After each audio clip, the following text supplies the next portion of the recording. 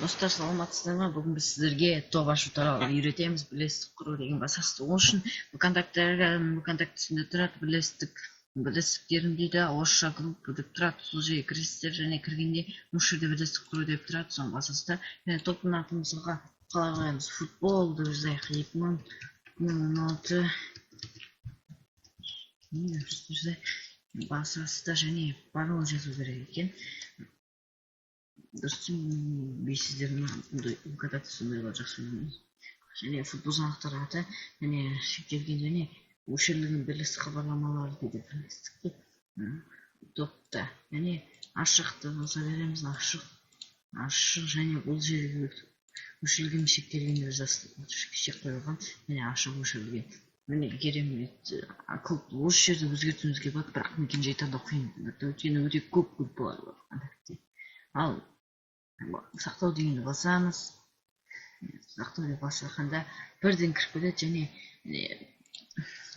адам көбейту үшін, достар шақыру үшін достар мүшесі осы жерде тұрады. Сіз топ мүшесі деген достарын шақыру деген басасыз және достар тұрады, соларды шақыруға болады. Яғни айтқанда және мысалға жазасыздар. Мысалға қош келдіңіздер деп жазайын. Мен жазып жатырмын ғой.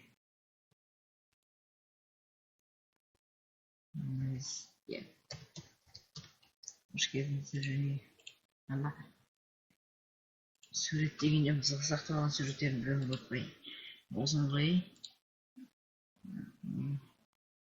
Бұл керемет дейсіз.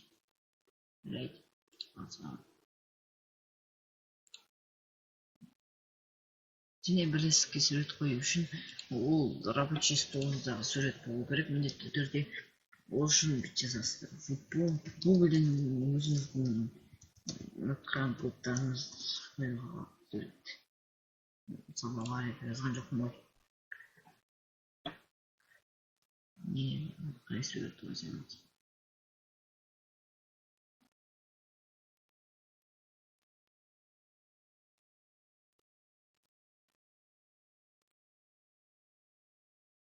Бұл суретті қойдым. Левандовский және Томас Мюллер.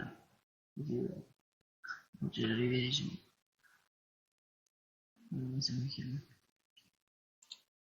Қазір етапымызды осыны істеймін және бір адам бар, ол мен қай суретті қойсам екен.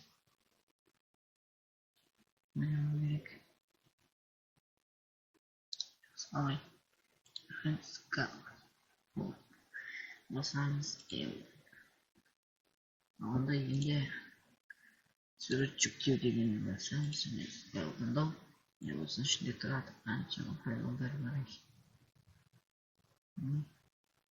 Кетсін суретін қойып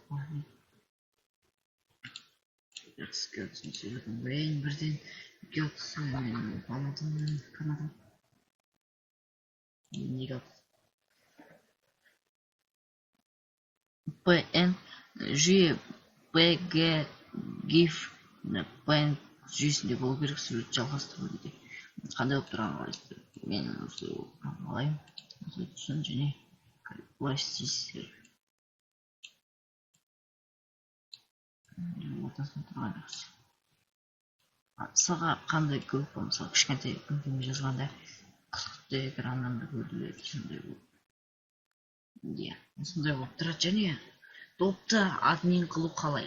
Ол үшін бірлестік басқанға дейін кіресіз. Бұл жерде заттарын өзгертуге болады, қандай болатын атын өзгертуге болады. Осы басқарушы. Мысалға ішінде ешкім жоқ ноутбуктан біреу тіркелу керек және тіркелгенде мен кейсімді көрсететін боламын. Сау болыңыздар.